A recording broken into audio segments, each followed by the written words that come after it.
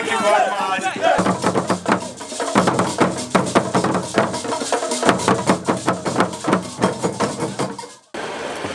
This is a short tribute I wrote to my mother, and it's titled, "You Weep Because You Love Them." I start with a quote from my book, My First Coup d'etat, in which there's a paragraph that I speak about my mother. And so, quotation marks open. I remember riding in the car with my mother. Malam, my father's favorite driver, was behind the wheel. My mother and I were in the back, she sitting straight and stiff, intently studying the passing scenery, as though she might at some undetermined time in future be asked to recall. I sat beside my mother, my 3-year-old body packed tightly in the space between her rib cage and the slender but steady arm she was using to hold me in a half embrace. I don't remember being nervous, but surely I must have been. I clung to my mother, studying her face intently as she was studying the scenery. She was slow-eyed, and her pupils shone brightly with a flame that seemed to be rekindled after each blink. Her skin was dark and liquid smooth like chocolate after it had been placed on fire and allowed to melt for a full minute. Not knowing when I might see her again, I etched the details of her face into my memory.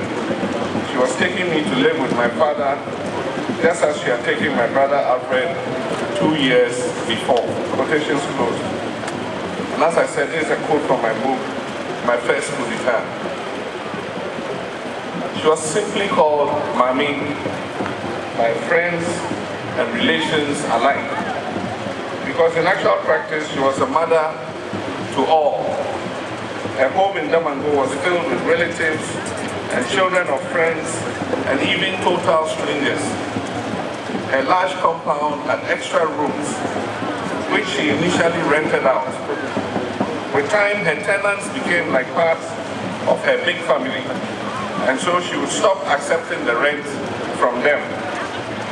She was self-taught, as education was still in its infancy in the north, and it was not the norm to send girl children to school.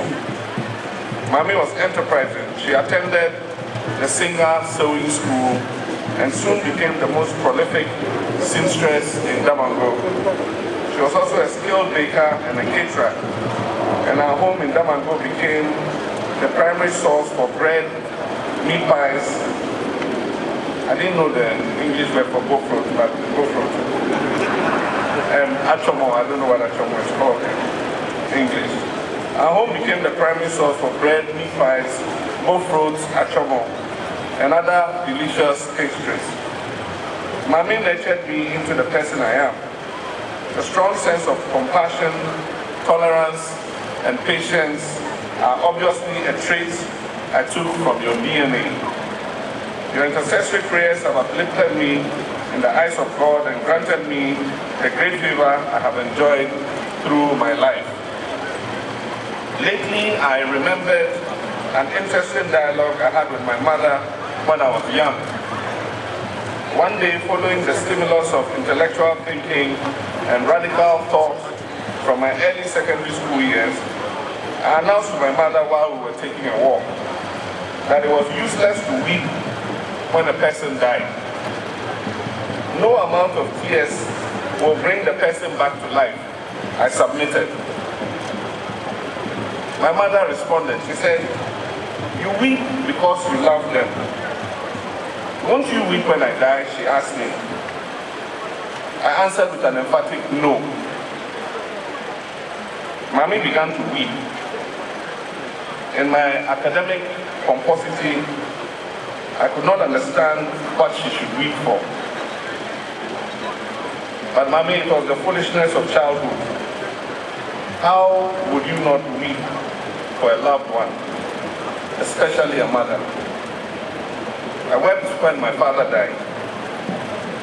And since that fateful night, on 14th June, when my mother died, I have wept for you. Only last Thursday, my cousin Mumuni passed, and I wept again for him. Mami, you were right. You weep because you love them. And I'll forever remember that.